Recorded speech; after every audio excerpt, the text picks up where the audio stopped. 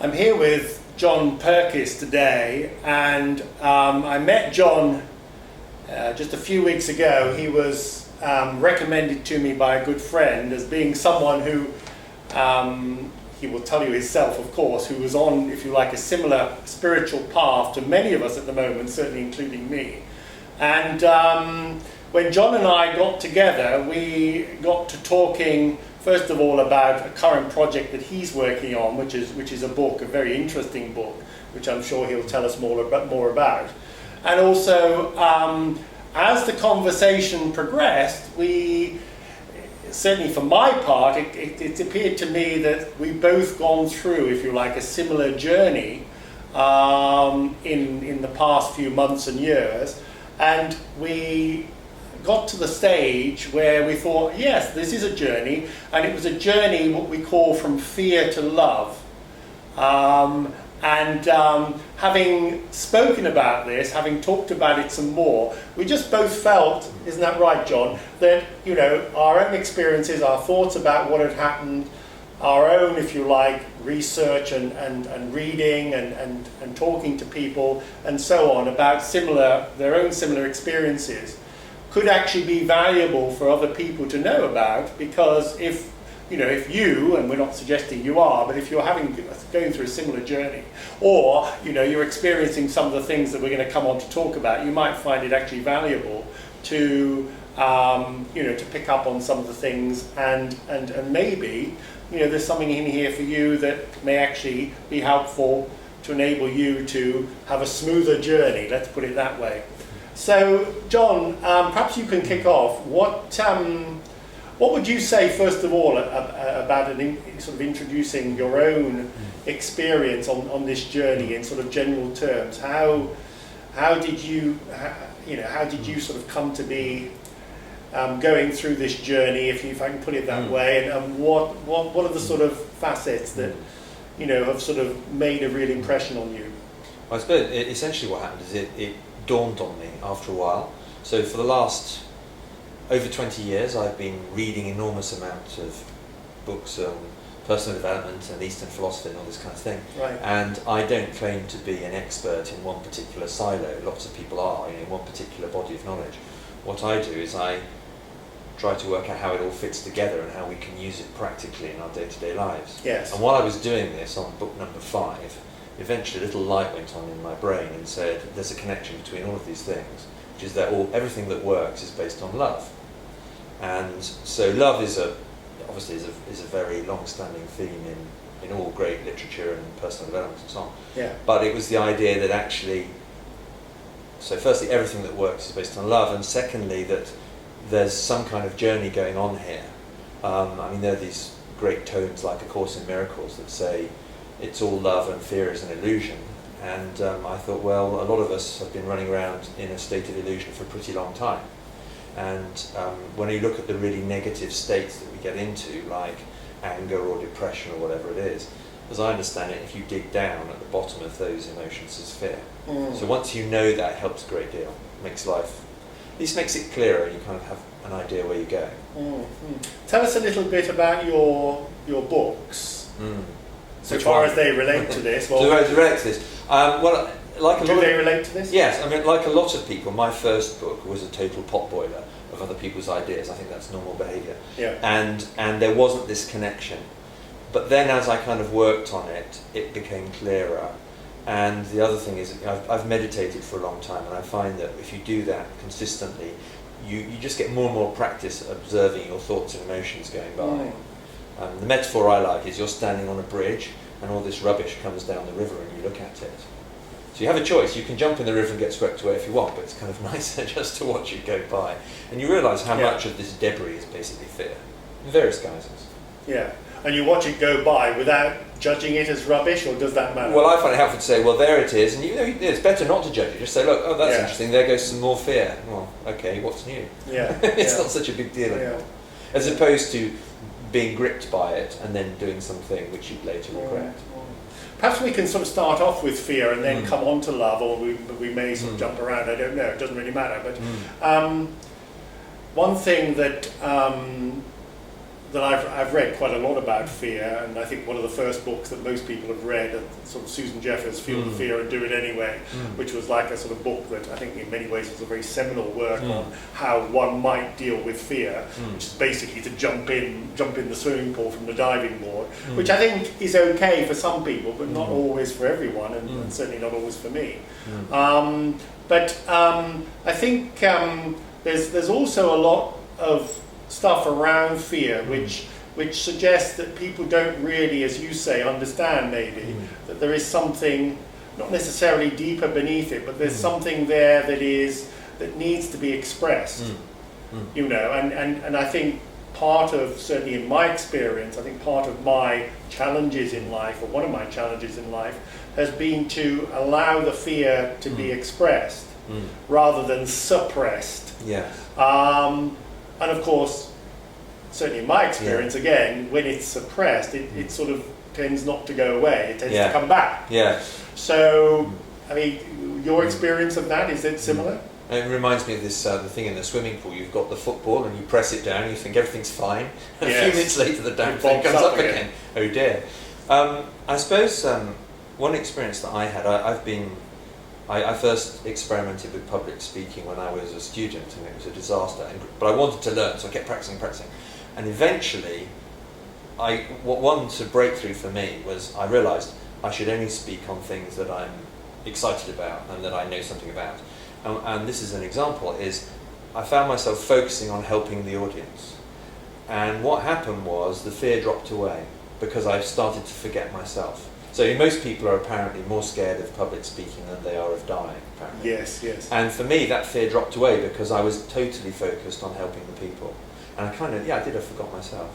So that was a bit of a breakthrough. So back to your point, because arguably it was love, so I'm focusing on helping these people, and the fear melts away. So I don't need to suppress it, it's kind of gone. So in a sense, you did feel the fear and do it anyway. I used to feel the fear, and I used to have nerves and prompt cards and everything, and now at most I have some PowerPoint, to show me where I'm going, but essentially I'm there to help the audience. And I suppose I'm not afraid, partly because some will love it, some will fold their arms and not like it. The same thing will be happening with this video, and that's fine.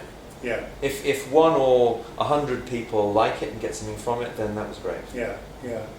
Do you get the sense though that when you're in that situation, for example, public speaking in an audience, I do a fair amount of public speaking myself, that it's like sometimes the nervousness almost sort of helps the process. Yeah, a little bit. A little bit of an edge. Yeah. I think one thing that happens, the last big talk I gave was nearly 500 people, and it was so big that you couldn't get feedback from the audience. They didn't allow it. And I think to some extent you do go into the zone, the way that sports people do. I find, and you're so embroiled in the subject and trying to help whoever's interested, that I do think a lot of the fear kind of becomes irrelevant. Yeah. I mean, there is a feeling of excitement because you're totally present, but that's it really. Yeah, it's interesting. I remember I had a real fear of heights when I was very young, and it's easy, of course, to go into analysis mode and say, well, it's because my mother told me not to climb up on big walls or ever climb trees and that sort of thing. And I think there's a certain element and a certain truth in that. But I had this. It's almost like it was debilitating in the sense that other children or other kids, people the neighbours' children that I would play with as a young child, they had absolutely no fear at all, or seemed not to have. And there was me sort of cowering and holding back, being a so-called wimp, as I think we'd say these days. But when I think one moves into adulthood, of course, there are certain things that one does, naturally or not so naturally. The challenge for me was actually taking some of that into adulthood. Not so much the heights, but other fears from childhood, which didn't seem to go away. This fear of sometimes speaking up for myself, for example. This fear of not being good enough. This fear of, not being liked or loved. What I found was almost the first key to the process for me was actually acknowledging the truth of that, the honesty of it, actually acknowledging it rather than saying, oh, you know, I'm not really like that, and pretending, if you like, that I wasn't. You mean acknowledging that you were afraid? Acknowledging that I was afraid, exactly, accepting that was part of me, because it was me, and it is me, so far as it remains me. And also then to say, well, okay, you know, how can I, if you like, process this in a way that is both workable but also is comfortable. And as I was saying earlier, I don't think a lot of people, it's not always comfortable for them to feel the fear and do it anyway. You know, that may be too much of a quantum leap. But what I found was, and this is something I learned in India when I was out at the Oneness University there, and they said there that it was very important to get in touch with the feelings, so that when fear came up, it wasn't so much about going into your head and thinking, why am I afraid, and I wasn't last time, and having this sort of rational, logical conversation in the head, but actually finding where it was actually, the fear was, if you like, appearing, where it was in the body, because fear is an emotion, which is energy in motion. And this made a huge difference to me. When fear came up, you know, I would sort of spend time, literally be very patient with myself and look for places in the body, or look for sensations in the body which seemed to connect. And sometimes they came, sometimes they didn't. But just that mere fact of observing and being with them did seem to make a difference, and to take the edge, if you like, off the fear. And did you then start examining how big it was, this fear, and where it was, and what colour, and all those things?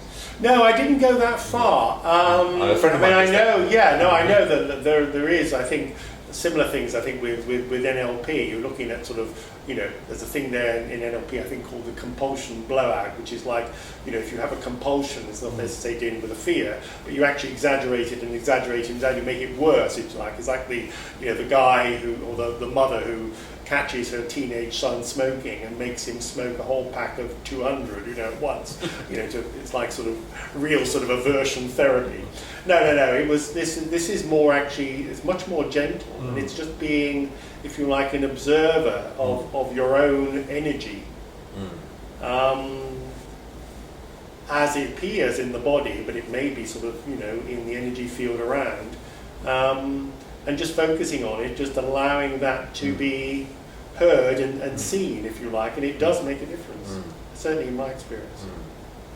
I do think one breakthrough for me was actually being able to admit you're afraid, even if you're just admitting it to yourself, as opposed to suppressing the thing and saying it's not there. It clearly is. Yeah. Then once you know it's there, you have some chance of doing something about it. Yeah. So I like this, something I came up with recently, which I was quite proud of, called the 3 A's, which is acknowledgement, acceptance, action. And you can apply it to many, many things. And the acknowledgement part is, as you say, it's almost admitting to yourself that this is a challenge for me, you know, rather than sweeping it under the carpet. And then the acceptance is real acceptance. You know, this is me, you know. So, you know, if I love myself, if I'm happy with myself, then I love myself, warts and all, for want of a better expression, you know. Obviously the wart bit is a judgment. And then the action is the third element, which is, well, okay, you know, I can do something, because there's always something we can do. There's always some action we can take, even if it's just changing our mindset, to actually change the situation. You know, the change is happening, of course, all the time, but, you know, almost to accelerate the process, we say, okay, this is something I would rather not have, or I would rather resolve, put it that way, and then to go into that process, whatever that may be, and obviously one example is what we've just been talking about. I mean, do you have an example in your life, maybe that you could share of like a real fear that you sort of overcame, and how you did it? Yeah, well, there's one like example which we talked about last time we met, which was, I mean, in my case, was a pretty dramatic one, which was essentially having a very successful academic and professional career and then getting clinical depression. And at the time, of course, this is total confusion. And in my case, I realised, this is when I was 26, in my case I felt totally alone. Of course, the joke is, I later discovered that 20% of the population get clinical depression, at least. They're just the ones who are diagnosed. Right? Yeah, at least. Yeah, so I think it's 1% for bipolar and 20% plus for clinical. So it's massive. Unfortunately, some people are never diagnosed and things happen. But if you take that experience, at the time it was total confusion. But when I go back and look at it now, with 20 plus years hindsight, you say, well, okay, but what was the underlying emotion behind that whole process? And probably behind my life up until then, it was fear.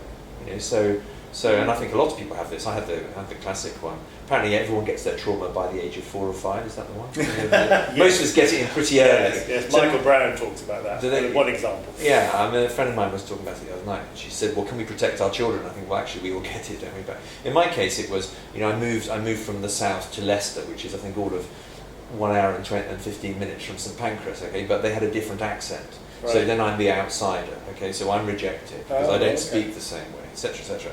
So then I start being very hard-working, etc., because that's the way I get love, by being an achiever. So I'm associated with all the sort of high achievers in the corner, and that carried on till I was about 26. And then you get frightened about what will happen if you don't work really hard and you don't achieve all these things, and then there's this sort of huge crash. And the way I look at it now, and of course this is all subjective, is that was a state of intense fear and intense isolation. I chose a job that didn't suit me at all, mainly because I was afraid of the alternatives. I tried the alternatives, didn't like them. So out of fear, I went for a job which didn't suit me. I discovered very quickly, and I got into a total mess. So what was that fear? Was that a fear that you had to make money? Or no, the fear was a very basic fear, which I think is quite widespread, which is I tried a couple of occupations. I don't want to denigrate any particular occupations, but I tried a couple of occupations and thought, well, the people I'm working with are massively overworked and unhealthy. I'm not going to do this for 40 years. And I tried a couple of occupations where that was the case, and I just thought, well, and I must be one of the few people who went to business school to escape these careers, because most people are going to business school to get into those careers. So while I was at business school, I thought, well, what am I going to do that's going to give me a more balanced life and still be very interesting, etc., and play to my strengths, da-da-da. So I found what I thought was the right job, and within 2 weeks of starting work, I discovered it wasn't, and then I felt totally trapped. Okay, so I've escaped A and B, I'm in C, that doesn't work, and at the time, I really wanted to get into recruitment or headhunting, but then I discovered that after all this study and analysis, my intuition completely switched off. So I couldn't read myself, I couldn't read other people, which is a disaster if you're going to recruit people. So I felt trapped, and then I became ill. Like most people, it took me a couple of weeks to work out that I was ill, at least. But anyway, so if we fast forward to now, I feel happier and more fulfilled than I've ever done. And that, for me, that's been the massive journey. So from intense fear and separation to it's essentially a state of love, not purely in the romantic sense, but in the broader sense of loving what you do, working with people that you love to spend time with, and now, in my case, consciously choosing what I love, and consciously steering away from stuff I'm afraid of, or things that just don't feel right. One of the titles we've played around with the new book is something about beyond thinking. So I used to be very, very thinking oriented, and I find thinking very, very useful. But I think underneath there's this kind of intuitive feeling of what do I love. I'm sure Neil Donald Walsh's great question is, what would love do now? Yes. Which I think is very powerful. And our mutual friend Becky says, what would love say to this? Any situation. And I think those questions are hugely powerful. And obviously it's not something that you learn at university or business school, unless they've changed the curriculum. Actually, that's interesting. Have you tried asking that question when a fear has actually come up? Yeah. I think they're both. Can you give us an example? You might say, well, here's a topical example. I don't have this much these days, but up until about 6 months ago, every now and then I'd have a fear around money every now and then. I think most people have that. And you say, okay, well, there's a fear, some fear to do with money. Okay, right, what would love do now? And the answer in my case is, finish the next book. And one thing, I think I mentioned this to you before, which I find hilarious, it's become sort of joke, with a sort of private joke, is I ask that question and the answer is finish the book or do this, do that. When I finish the book or whatever it is, generally a new project or some very lucrative assignment then drops out of the sky. You see that as a synchronicity. It sounds very much like it. Well, yeah, it's a helpful coincidence. It happens over and over again. I don't know, I'm sure you're familiar with the book The Power of Now. Yeah. And I heard Eckhart Tolle speaking about it, was a year ago, and one of his examples he gives is that he was about to run out of money while he was writing The Power of Now, which of course is a big bestseller. As I understand it, he won a small lottery prize. It kept him going for the last few weeks. And I have those kind of experiences. So, if it's meant to be, the money does drop out of the sky. Okay, I'll have to get some numbers from you. But I first saw this actually. I've been on loads of courses, I'm sure you have. Yeah. And there was this guy who'd had this amazing career. I think he was at the Institute of Noetic Sciences, and he'd done all this work. Yes. Yeah. And he was working in the most kind of improbable area, but he'd also educated 4 children and put them through university and so on. And I asked him about it. He said it all kind of fell into place. Whereas so many people are running around worrying about money, he basically kept focus on his purpose, his scientific work. Yeah. And all the money stuff took care of itself. And I thought, there's a message there. Yeah, absolutely. Interesting. Just going back to what you said about love, because I think you made a good point about, a lot of people, certainly myself included in the past, would associate love with romantic love, intimate love, the sort of the love that we sort of tend to band around in a sort of relationship type sense, and that this is a much broader thing that we're talking about. And someone asked me the other day. They said, "Well, how do you define love, Glenn?" And I said, well, it's a multi-level question, because you can define it on all different levels depending on where you are, which level you're looking at, i.e. romantic, for example. Yeah. But if you look at it at what I would call the highest level, and this is just my take, if you like, then to me it's like total acceptance, total allowing, total being happy, and happy is not really the right word, but being totally at one with what's going on in one's life, In other words, it's that place where nothing really matters in terms of the things that, might matter when we judge them. And obviously non-judgment is a huge thing, which is something I've been working on as well for a few months. But of course, that's the interesting thing with fear, isn't it? It's very easy to judge a fear and say, oh, there's something wrong with me, do you know what I mean? Well, it's part of being human, isn't it? It is part of being human, but I think certainly I've gone through that. It's like I was saying with the with the heights thing, which is a fairly small, minor, relatively problem. But fear around money is another example. It can be. For some people, it certainly has been for me in the past, quite debilitating. Yeah. And to overcome that can be quite a big challenge. And it's almost as if we need to sort of roll up the carpet that's gone before, and collect all those things, all those, if you like, experiences that have added to the emotional charge, for want of a better word, that I seem to have picked up along the way from going on and on and on about this fear. In other words, I think one of the big dangers with fear is that we tend to reinforce it by focusing on it. Oh, yeah. And so, it really is, I think, important to have, if you like, a solution, to have a little methodology. Methodology may be the wrong word, but something that allows you to say, okay, I'm feeling this fear now, I'm feeling afraid, admitting it back to the 3 A's, and then applying a little process. And of course, very often it's all down to belief. Our beliefs that we've picked up along the way. You were talking about trauma starting or all being finished by 4 or 5 years old. Think of all the beliefs that we pick up from our parents, teachers, school education, the evening news, and all these things are fueling the fire. And just to be aware of that. And that's, I think, a big one for a lot of people. In the coaching I do, for example, I very often get people to make a list of all their beliefs around whatever fear they have. So let's say they're afraid of, let's say they're afraid of being poor. It's a fairly simple one. But all the beliefs that have ever come up in their head, it's not easy. You need to spend time on it. But, once you get going, it does roll. Oh, yeah. And then look at them and think, well, this is all crazy. It really is. And you can, of course, we can change those beliefs. And some of them are inherited, aren't they? I mean, some of them are inherited. There's a generation of people, well, a bit older than us, whose parents were young during the Great Depression. Yeah. And a whole load of them, they basically inherited things from the 30s. Yeah. And they were born in the 50s.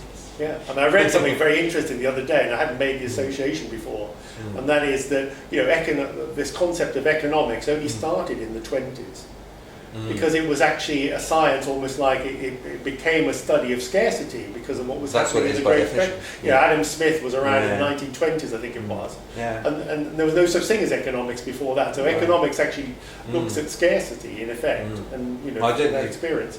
Yeah, I mean. As you know, I studied economics, and it originally came out at Cambridge. It came out of another subject, which was moral sciences. Oh, okay. Which is kind of interesting in view of what's happened since. Yeah. And the other thing is, I started doing economics at school when I was 16, and that was exactly as you say. Practically the first sentence was, economics is the study of the allocation of scarce resources. So you're into scarcity immediately, which has its place, but you just need to know that's the underlying assumption behind the whole subject. Yeah. So that's not the only way to look at the world. Yeah, and that's a very good example, also, isn't it, of how, if you like your expression, an underlying assumption about so many things actually takes us in a direction that we don't really, in our hearts, necessarily want to go. 10 or 20 years down the track, you say, "Oh, that was interesting." Yeah, exactly. Actually, you might say a similar thing about the law, actually, because the law. I mean, I've never studied law, but it seems to me there's quite a lot of judgment in the law. The law exists on judgment. I mean, you can't really be a lawyer. I mean, this is a generalisation. All generalisations are lies, including this one. But judgment is the name of the game. Or at least opinion, a client comes to you for an opinion. It may be about the law, it may be about the law plus, but that's it. So and every opinion obviously presumes a judgment, in a sense. It's interesting, it's isn't the old sort of duality thing: good, bad, right, wrong. Yes. Is fear love? Is that a duality? Do you think? Well, yes, I was talking to our friend Becky about this the other day. I mean, one argument I think is that fear is actually an illusion. And I think that's what A Course in Miracles says, is love is all there is and fear is essentially an illusion. But it's a prevalent illusion. I think... it's a taught illusion, would you say? Taught in terms of... T-A-U-G-H-T. Yeah, T-A-U-G-H-T. Got to think about how to spell it myself. As opposed to T-A-U-T. Yeah, it's a very convincing illusion, and I think it's built into our culture. I mean, in terms of what we're talking about dualism, we at least in the West, we grew up with this idea of good and evil and black and white and right and wrong. And that's partly due to our culture and religion and so on. And it took me a long time to realise that actually that is a strong belief system which may not be correct. But then you have to accept that, particularly the Western world is built on that, and so it's fair to look at that and say, well, okay, is that a valid model and does it make sense? And my personal feeling is no, it doesn't make sense. There are lots of situations where it does not work because you're basically labelling this person as right and this person as wrong, and then the fear gets going, and then all of a sudden you've got communal strife or civil war or whatever it is. I think it's be nice to avoid that. Yeah. And there's an expression also that we both know, and that is this about fear being false evidence appearing real. Yeah. And I can certainly think of one or two examples in my life where that's actually materialized. Certainly I had this, and sometimes it still happens, this element, especially sort of in relationships, of jumping the gun to think that, you know, someone doesn't love you, or because someone has said something or they haven't done anything, you know. And that's a fairly simple example, but I think it's also a good example of false evidence appearing real. You know, very often I think we talk ourselves into being afraid. You know, it's almost like an endemic thing. I think someone once said that fear is one of the greatest sicknesses in society. And, you I'm know, sure with, it's true, with worry and one or two other things. Yeah. And yeah, absolutely. But when you say, I mean, worry is also based on fear, right? Yeah, absolutely. It's Yeah. it's certainly a form of, if not, you know, the same thing. I think it depends on your definition, I suppose. But the other thing I read, which is interesting, I like your comment on this, and that is that, going back to love, a guy that I've been sort of following recently, a guy called Harrison Klein in the States, who's his main thing is about wealth creation. But he said something which I thought was very interesting. He said that fear is a decision not to love. I'd never heard that before. Interesting, yeah. Don't know, what do you think about that? Is that new one or two ago? Fear is a decision not to love. That is an interesting one. You'd have to be quite conscious of the whole thing to make that decision, wouldn't you? Yeah, it's not clear whether he's thinking of it in terms of a conscious decision. I think he may also be saying, if you like, almost a subconscious by default decision not to love. But one can see, I think, if you look at it this way, going back to what I said earlier about love being total acceptance, total allowing, you know, if you totally accept and allow whatever comes up in your life, whether you label it fear or whatever you label it, if you like grab hold of that fear, then in a sense I can see that is arguably, isn't it, a decision not to love, because it's almost like you're going away from accepting yourself as you are. I think the thing with fear is when it becomes debilitating, and for most people it is. I mean, what you went through, that was fascinating. I mean, that must have been incredibly debilitating, or am I jumping the gun? No, your situation when you were in depression. You know? No, it's totally debilitating. And one of the, the drugs have got better since then. Sorry, just to clarify, what drugs were you I took a thing, it was pre-Prozac. I took tricyclics, which made you sleep 10 hours a day, which wasn't convenient because I was supposed to be working 14 hours a day, or 12, so it didn't add up, you know, so that, you know, you don't remain in employment very long when you can't sleep, etc. But for better or worse, I'm always in touch with people who are depressed because they find me, you know. So friends of mine, you know, if a fifth of the population have got it, or at some point in their lives, that means, you know, I know a lot of people. So at any one time, I'm in touch with a raft of people who have this, and that's one reason I write books, is to help everybody, including those who are suffering. You know? And we have these conversations, and, you know, so they say to me, well, yeah, the drugs have improved, but it's the same issue, and it's kind of the human condition, I think. For me, depression is like it's like the human condition on steroids. You know, it's extreme, and for me, it's looking back, it was very valuable because I know what the bottom feels like. You know, so if I'm hopefully somewhere near the top now, but I know I know how big the gap is, and you can go from A to B. And back to what you were saying about wealth and all the rest of it. One thing I find very interesting. I do a certain amount of angel investing, so investing in high growth companies. Okay. And I've done that about 10 times now, and I've been a headhunter for 14 years. And so I spend quite a lot of time with entrepreneurs. And at the moment, I can see kind of two patterns.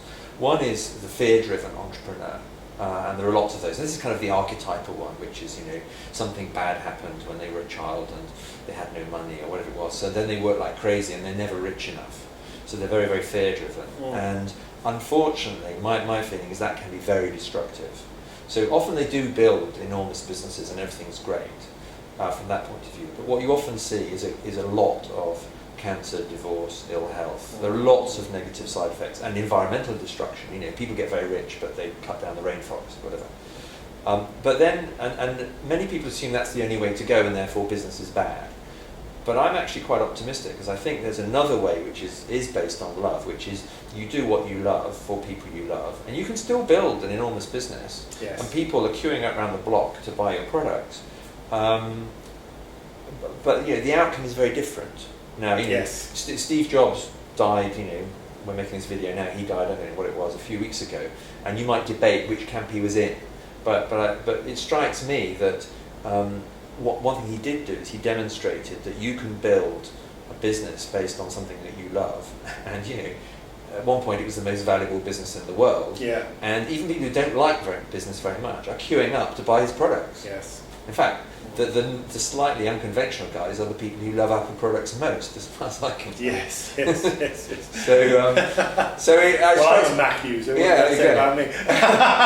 so it strikes me that there is a sort of love versus fear element going on in business. And my feeling is we have to move away from fear towards love in business, which means we'll still have capitalism, but it'll be different. Yeah. You sort of caring and sharing kind of. Yeah, and then based on what we love, not what we're terrified of. Yeah. And also in politics, much as I love, I speak some continental European languages. I love being in continental Europe, but as far as I can see, the politicians in continental Europe spend most of their time trying to avoid the Second World War. And they're talking about it. Yeah, they're still. If the euro collapses, then we'll have political chaos and da da da. Well, maybe. Sure. But there's a generation that it's just now emerging, a generation who are not obsessed about World War II. So I don't know if you know the basis of the European Union is the European Coal and Steel Community, and the basis of that is preventing France and Germany having a war. So it's a fear-based. So one way of looking at it is it's a fear-based institution. Whereas I would say, well, okay, if the exchange rates are all wrong and so many Greeks, every time I go to Greece or Cyprus, they tell me our currency is overvalued. This is a nightmare. Well, why don't you just ditch it, and let go? But no, we're terrified, so we spend enormous amounts of time and money trying to hold together something that clearly doesn't work. For me, that's very fear-based. Yeah, that illustrates a very good point, which I think we see time and time again in the sort of, if you like, the bigger picture of society, that we tend to hold on to things so much. We cling. We cling to things when they're obviously way past their sell-by date. Yeah. And I'm talking not about products now, I'm talking about institutions. Yeah. You could argue, for example, I'm not picking out the NHS in particular, but that's one maybe, and there are others as well, I'm sure. But interesting, John. Just going back to because I'm fascinated about your personal journey. Here we go. No. I think it's a great. I think it's just a great story. I'd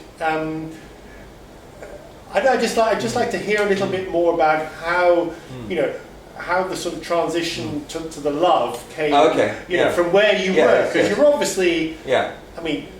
If I'm wrong, you were sort of pretty near rock bottom. Not that rock bottom. No, when you have clinical depression, you end up. Most people have it really seriously and are suicidal at some point. Yeah. Okay. And I actually was doing some homework the other day. Apparently, 60% of suicides are people who have clinical depression.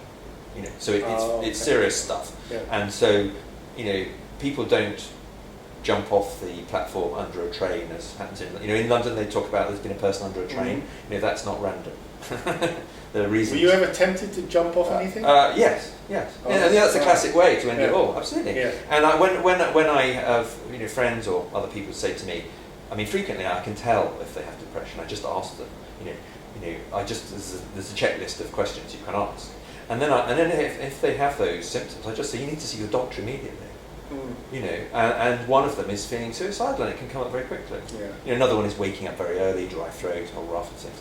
But so I think medicine has its role. Medicine helps to stop people doing anything crazy. Yeah. But my experience, and it doesn't seem to have changed very much, is that most of the healthcare system isn't geared up to solve that problem. So, for example, a couple of years ago, I gave a talk. A friend of mine was chief executive of a leading mental hospital at the time. So he said, come along and give a talk to all the therapists, etc., about how you got better, which we'll now call the journey from fear to love.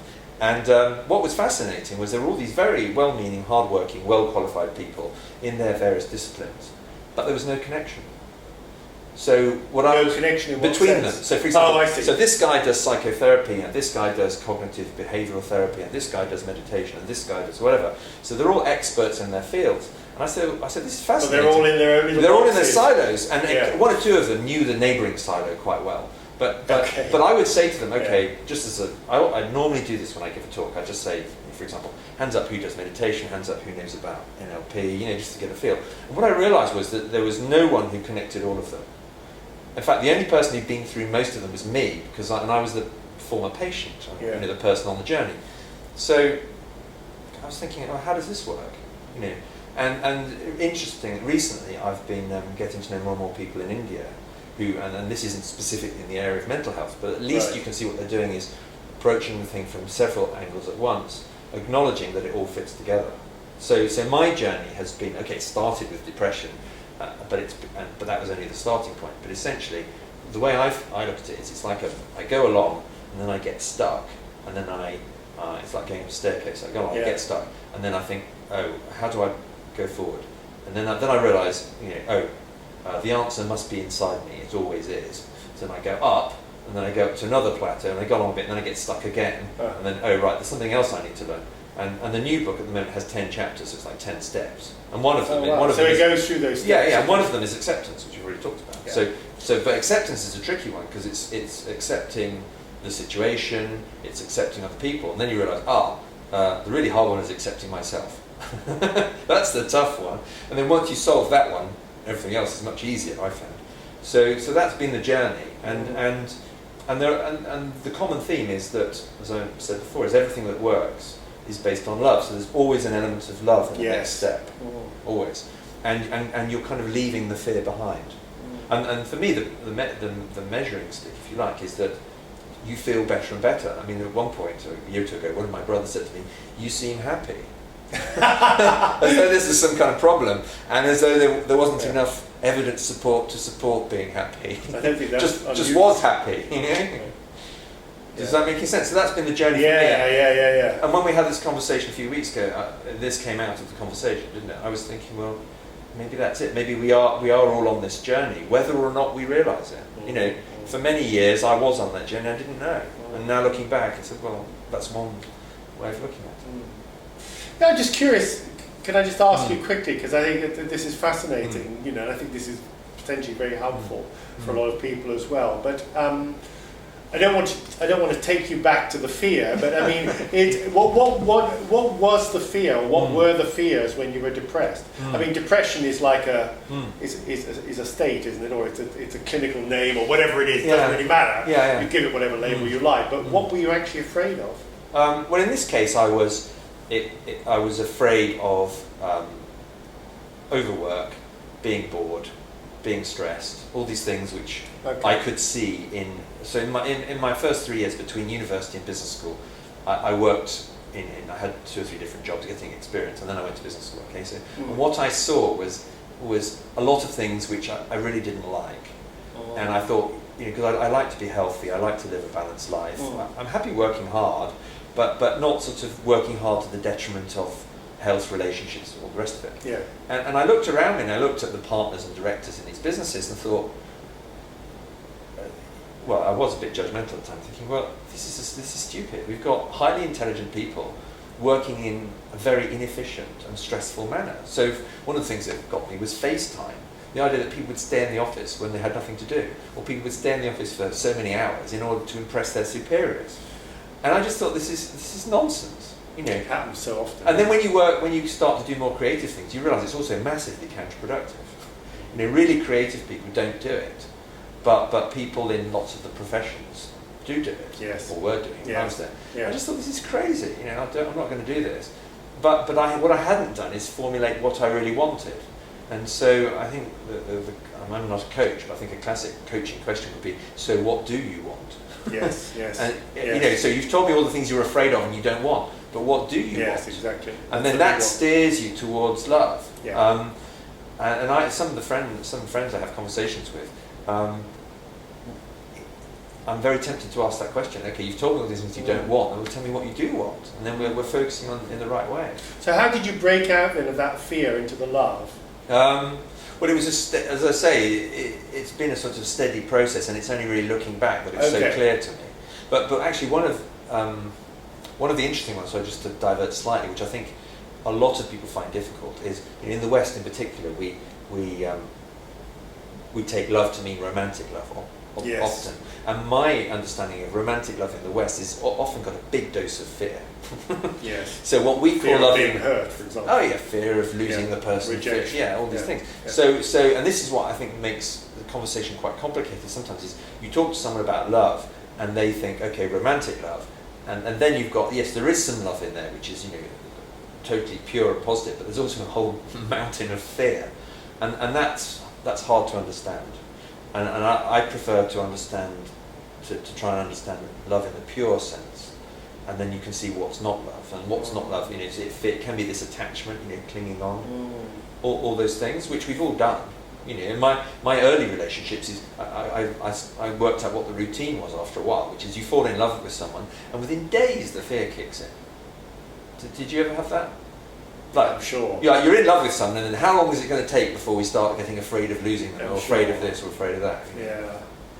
The thing that I think always got me was this incredible excitement, this incredible, almost like, we build ourselves up like the first date, something, that sort of that syndrome where it's like, wow, fantastic, you're really looking forward to meeting the person. But at the same time, you're afraid, or certainly in my experience, I was afraid of saying the wrong thing, it's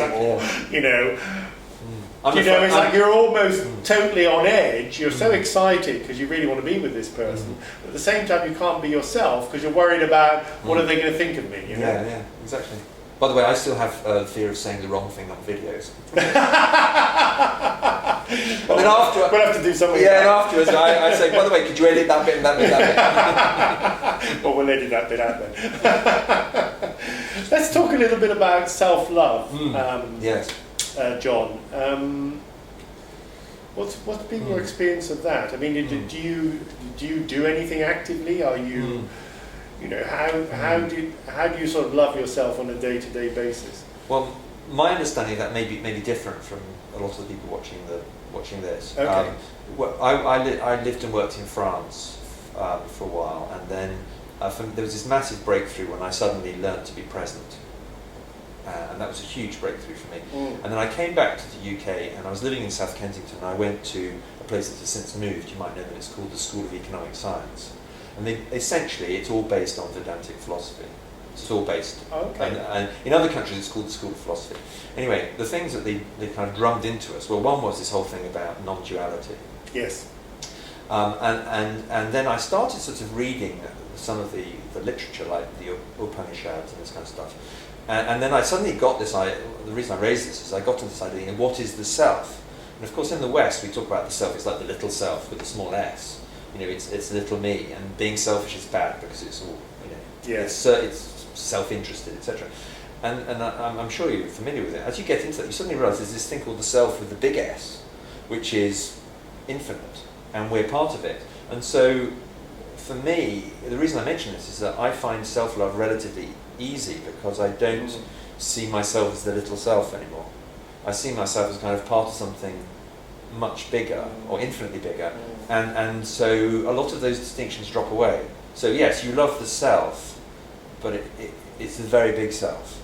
Do you see what I'm saying? Yeah. So it all kind of lines up, and I think this thing about trying to love yourself and then love other people, that's part of duality. We're all chopped into little bits, and that's why it's so complicated and why it doesn't work. Yes. So, and one of my favourite examples is these trading relationships. Like you do something for someone just to help them, and then they kind of have a little scorecard, and they feel they have to help you.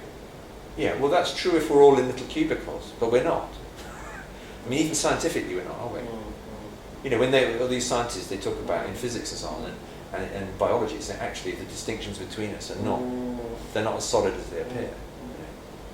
One of the things Have I dodged the question? No, not at all. Well, no, I mean, there's no dodging, is there? The answer is your answer.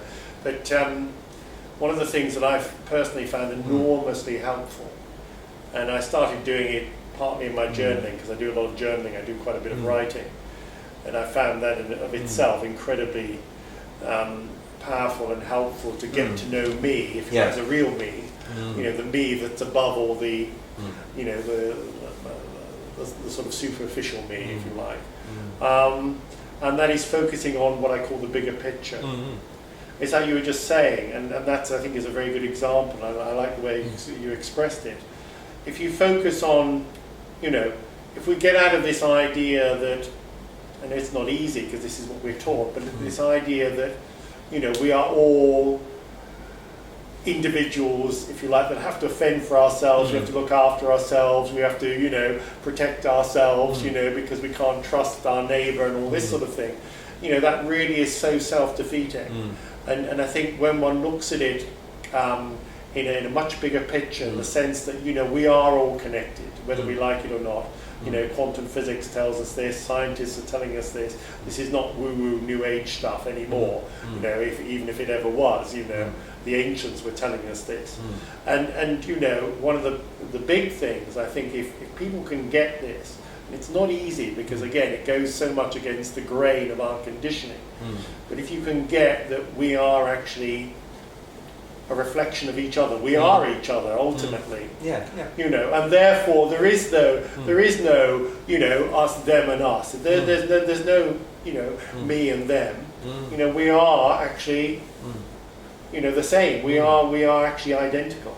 We are one. And to apply that, whether you believe it or not, in whether in a scientific or other sense, but to apply it in your everyday living in such a way that it doesn't become then, oh, he did that to me, or she said that to me. Because it's all a mirror, it's all a reflection of you anyway. Whoever's out there, they're just me reflecting me. It's trivial. And it's amazing what that does. When I first heard it, I thought, this is weird. But when you actually get into it and start to apply it, it's like nothing, almost nothing matters, nothing can faze you. I think it still does, because the fear comes up, of course. But once you overcome that and you think, well, that person, they're just being who they are. I can accept them as they are, Very powerful. It's very powerful. I mean, the first recollection I have of that was, I do think fear has a role to play. It stops you having accidents and that, but you don't have to dwell on it. You can just, okay, that was a message, I'm going to change direction, that's okay. But in my early 20s, I lived in Chicago for 3 or 4 months, and as you probably know, I love taking photographs. And so I did take the precaution of putting my camera in a paper bag, carrier bag. But I would go off to places like Cabrini Green and the south side of Chicago and just take my photos. And one time I went to New Orleans and I hitched a ride for these 2 guys in a truck and so on. And then when I went back to my banking school on a Monday morning, and they'd say, what do you do at the weekend? And I said, I went and took some photos in Cabrini Green or whatever. The Americans were all terrified. And then I started paying attention to how people walked down the pavement. And you could just see the fear in people's faces. So, okay, that there may be some justification for that, but the body language just oozed fear. Anyway, so what happened, fast forward quite a long time. I started about 9 years ago, I started doing transcendental meditation. So just learning to meditate with a mantra. And one of the first things I realized was actually there's this pure consciousness. So once all the thoughts and the mantra and it all drops away, for a period of a few seconds every now and then, you're left with pure consciousness. So you are there, it's you, and there's nothing else. And what's weird about it is beliefs and opinions, they all go. And then, once you get the hang of this, then you suddenly realise, everyone else has got the same thing, even animals. So I walk down the street and I meet a complete stranger and I start to see myself in them. So these boundaries start to dissolve. From practical experience, not from some theory. So I think that made a huge difference to me. And I do agree, I think a lot of us, we project stuff, so we project our fears onto other people and then wonder why the world's a hostile place. Exactly, exactly, yeah. I think we are, sadly, enculturated with fear in society. I mean, you've only got to look really at the front page of a newspaper, and most days, there's a picture of, if it's not the headline, it's a picture of someone being blown up or something. Something recently I noticed on one of the newsstands, or a massive fire or the latest tsunami, the latest earthquake. And we do tend to build up these things. Well, the economic crisis, unless the economic, a very good example. And it seems, over-egged, very over-egged to me. Well, sometimes I forget to be afraid about the economic situation because I work from home a lot. Oh, you mustn't do that. No, I work from home a lot, and then I'm really enjoying what I'm doing. It's all going really well, and then I realise, oh no, we're supposed to be afraid about the economic crisis. I forgot to do that because lots of people are. Yeah. Actually, I think that's an example, isn't it? How we buy into the so-called collective unconscious. We do buy into that collective. As Klein also says, he says that if we empower ourselves in what we want, then we don't get overpowered by the collective, which I thought was actually quite profound. So it's going back to what you said about the coaching thing. What do you want? If people know exactly what they want, they're clear about what they want, and they stay focused on their want, then all the rest drops away. Because if you think about it, one other way of looking at things like what we see on the news and the newspapers and so on, just a distraction. We don't have to be distracted. We choose to do it. We distract ourselves with it. But if we're totally unfocused in terms of what we want and what we're looking for, our desires, our outcomes, and it's not necessarily tunnel vision, but it is, this is where I'm going. So the newspapers and all the rest of it, and what people say to you, don't do that, I tried that, it didn't work for me. All these well-meaning people who tell us effectively, try to put us off, willingly or otherwise.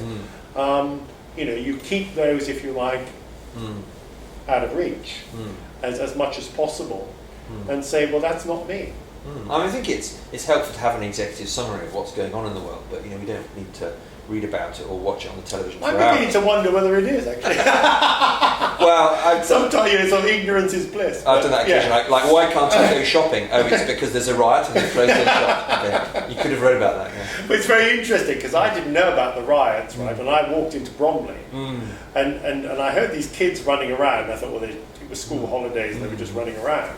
And I actually walked in and saw one of the hi-fi shops that had the windows smashed. Didn't stop me going shopping. Well, you probably saw the bookshops were untouched, right? Yes. Yeah. Can we just come back on a couple of points? Yeah. One is this thing about what you want. I think that's it's an important question to ask is what do you want, but equally what you want can be based on love or fear, I believe. So some people, they want something and it's like they want lots of money, and that's based on underlying fear, and that often doesn't work. And one reason it doesn't work is it doesn't inspire anybody else. Yes. Whereas if you say, well, I'd love to create this or do that, then that often attracts all the money and all the resources necessary. That's one thing. And one of those steps we're talking about is this thing about in the new book. I've got a chapter which we're calling "You're Here for a Reason," which is kind of headline summary. In that is what are my talents and what is my purpose? Why am I on the planet? And that again is based on love. So, for example, if someone discovers here that they're great at computer programming or something, and I'd love to start a big IT company, that can all work really well, and you'll attract the money because the investors, if you've got the right idea, the investors will throw money at you. Yes. So I'm saying, so that's a want, but it's a very positive want, as opposed to, unfortunately, many people have, I want money because I think. If you dig down, it's because I think that will take away my pain. And another classic example, of course, of perhaps if you like at a slightly simpler level, is the guy or woman who goes to work every day, not really liking what they do. In fact, in some cases, hating it. But it's just to pay the mortgage and the school fees. It's a classic example. So that's a very good point. That in itself, of course, is a huge subject. But I would say you can, because this often comes up in seminars that we run for the previous book. Right. Is you say we're not suggesting that you quit your job, well, not right away anyway, but work out what you love and see how you can start to bend your life towards what you love. So my co-author David, one of his examples is somebody who is an accountant and hates being an accountant, hates being a part of an accounting firm, but he loves opera. So eventually he becomes the finance director of an opera company. So at least he's getting closer towards what he loves, and the people he loves to be with. The other thing I was going to raise is this thing about acceptance. For me, one of the huge breakthroughs, and I don't think we spoke about this, was learning about the shadow. Have you? Well, the shadow itself. The shadow and the dark side, and for me that was a massive breakthrough in terms of You talked about self-love. Yeah, give us an example. Well, the example which I use was because I went on Debbie. I'd heard about this thing. I didn't know anything about it, and I went on one of Debbie Ford's courses in the bowels of University College London, where Jeremy Bentham's supposed to be stuffed in a cupboard somewhere. Oh, is he? Yeah. And anyway. Yeah, so, and then I got my usual thing, I got totally clogged, I didn't understand at all. And she was there and I said, this is great, but I don't understand what you're talking about. She said, well, go off and read the books. So I read the books. And this was it. So, for example, for a long time, I was thinking, well, how come I've had 2 or 3 girlfriends who are pretty judgmental, and I had this really judgmental boss when I last had bosses, and these judgmental people keep showing up in my life. And the other thing is, why can't I lose weight? Etc. Anyway, so I got it deeply into this shadow thing, and what she was basically saying was that there are parts of yourself that you have not accepted, and you have projected them onto other people, and suddenly the penny dropped. So, okay, the reason all these judgmental people keep showing up is that I'm judgmental, and I don't accept that about myself, and I've projected it onto these other people.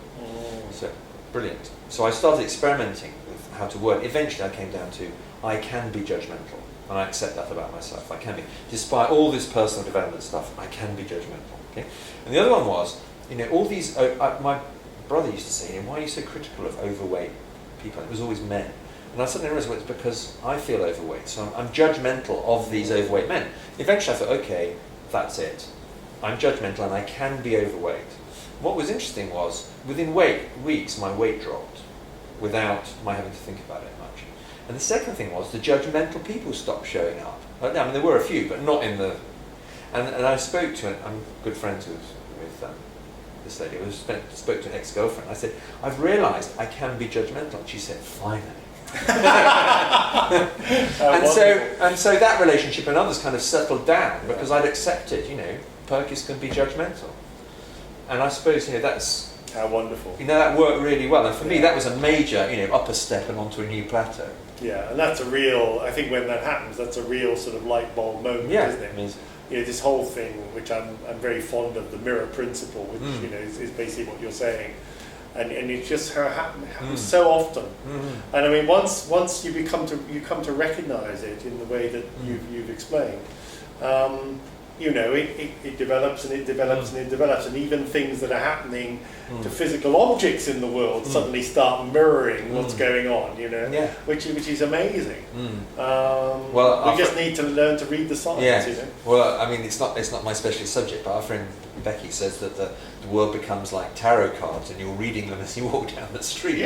Which is like Technicolor. I think that's a good way of putting it. But back to what you said about duality and so on. One of the books I read was written by Debbie Ford, Marianne Williamson, and Deepak Chopra. And I'm sure you've read lots of Deepak Chopra, but I've read some of it. He actually tied it together. So he's essentially saying that once you do this and you start to take back all this stuff you projected, it basically helps you to become whole. So instead of being this person who's divided into good and evil or black and white, you start to become whole. And for me, that really connects it very well.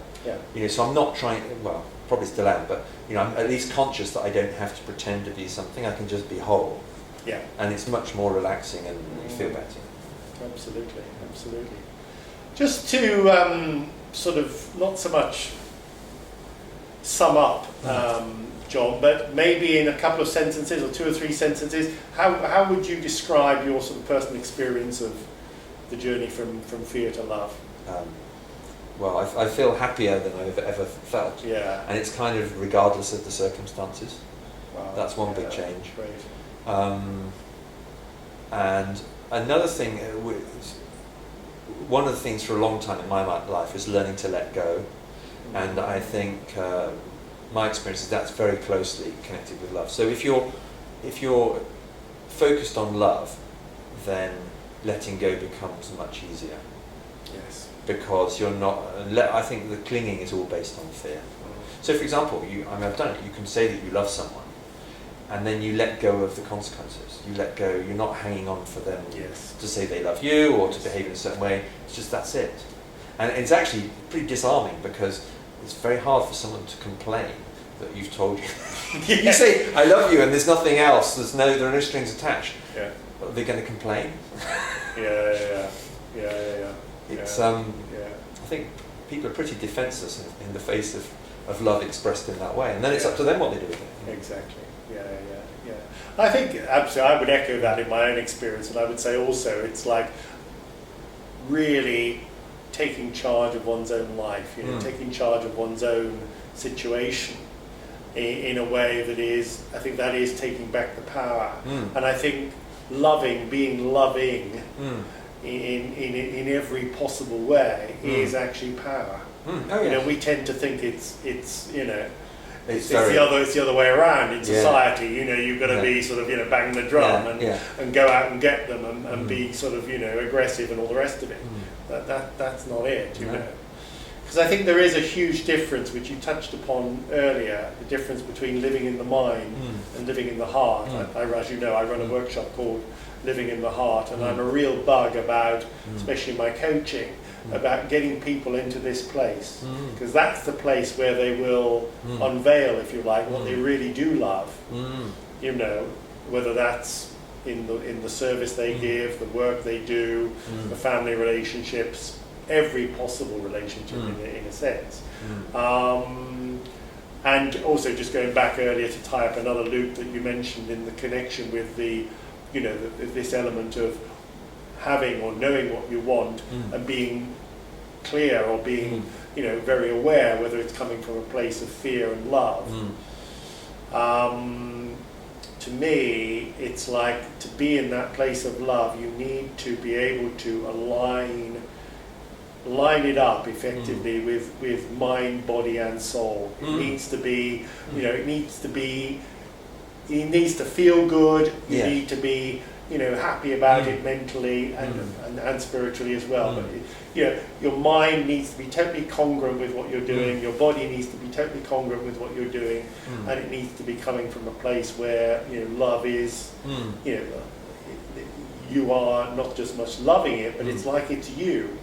I love what Paul Potts said, on the X Factor when he did his audition years ago. And they interviewed him before he went on stage, and this guy wearing this scruffy suit, and he got up and he sung Nessun Dorma like no one had heard before, and of course he went on to win it. But he said in the little interview before he actually went on stage, I want to do what I was born to do. Yes, yeah, exactly. And that was, that's so powerful. And once you think in those terms, but it's actually getting to that place. And for me, getting to that place means, going through, as you would say, the shadow, going through the dark side, going through the fear, almost like emptying out that river of rubbish you talked about earlier, clearing it out to enable the love to come and to run free, basically, to flow, because it's an energy ultimately. And when you're in that flow, everything flows. And that's what I've found. And I'm still getting there, but it's working. I think interviews are a good example for many people. I mean, I remember when I worked, when I was in my early 20s, for the first time I had to interview people who were 2 years younger than me. And it stood out so clearly that some people were there kind of because they had to get a job. And some people were there because they understood the job and they really, really, really wanted to do it. And those people just, they're head and shoulders above. So that's a simple example, but there's a lot behind that. There is self-knowledge, I understand what this is, I really want to do it, etc. And the other example, which I find quite interesting, is because Seth Godin writes about it. One of my favourite book of his is Tribes. Essentially saying we want you to lead us. So these people want to go from A to B, and then someone pops up who becomes a leader. And what he says is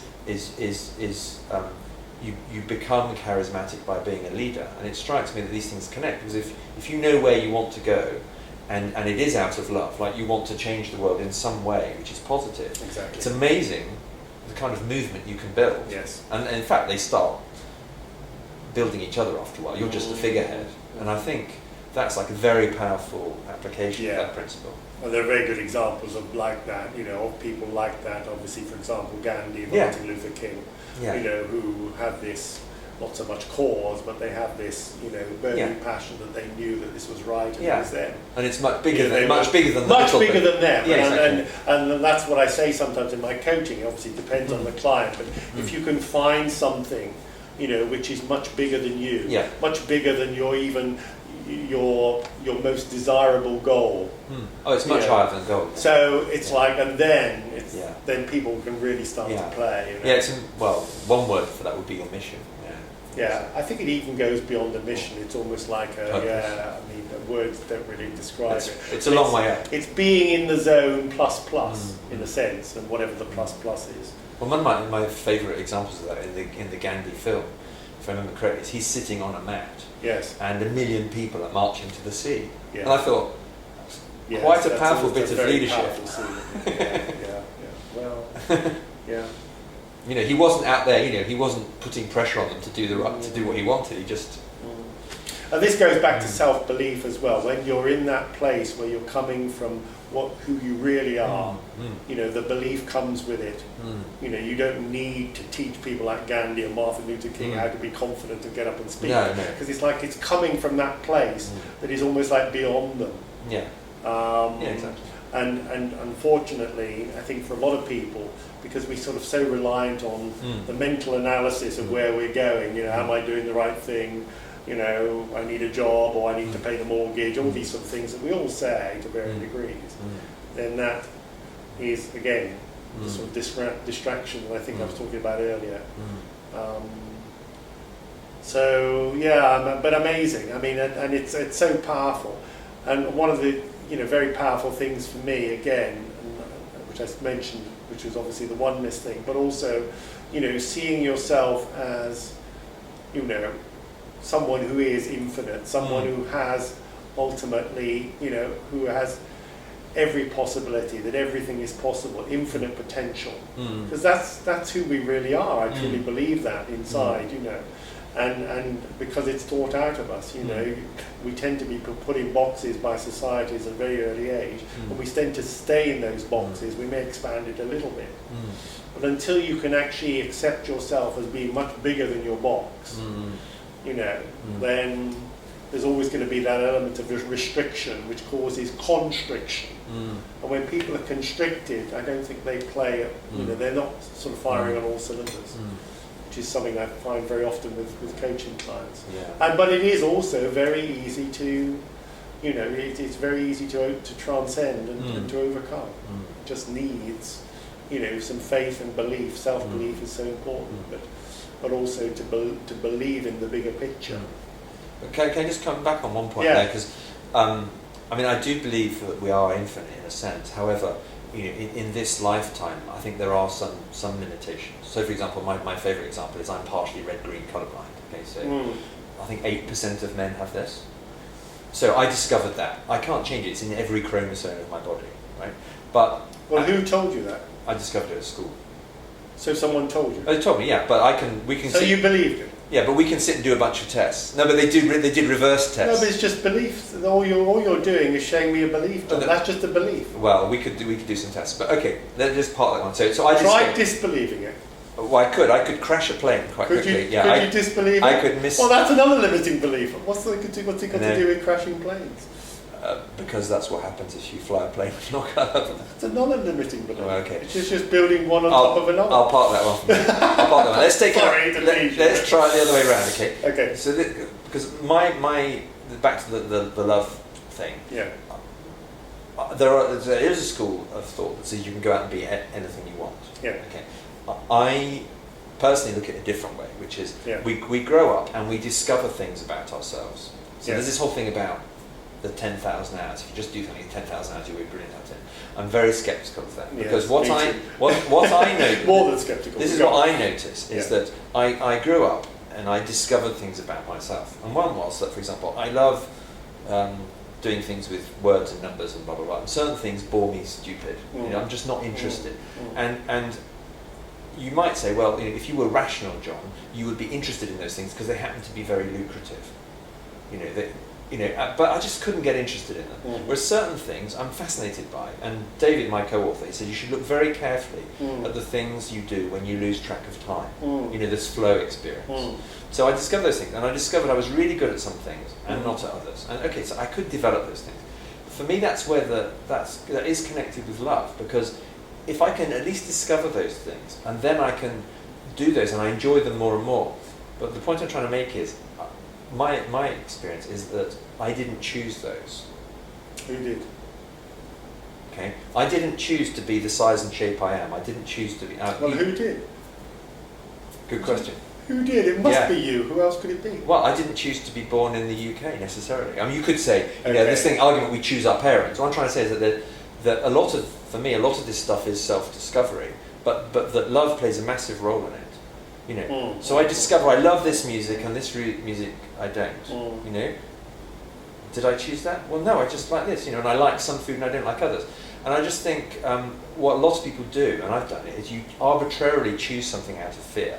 Like, for example, I should go into that job because it's highly paid and it is prestigious, but maybe it doesn't fit what you love. You see what I'm saying? Yeah, I think this goes back to the heart as well. I mean, you're touching upon a very big subject, and we could do a whole new video around it, and that is this question of are we infinite beings? Do we have infinite potential?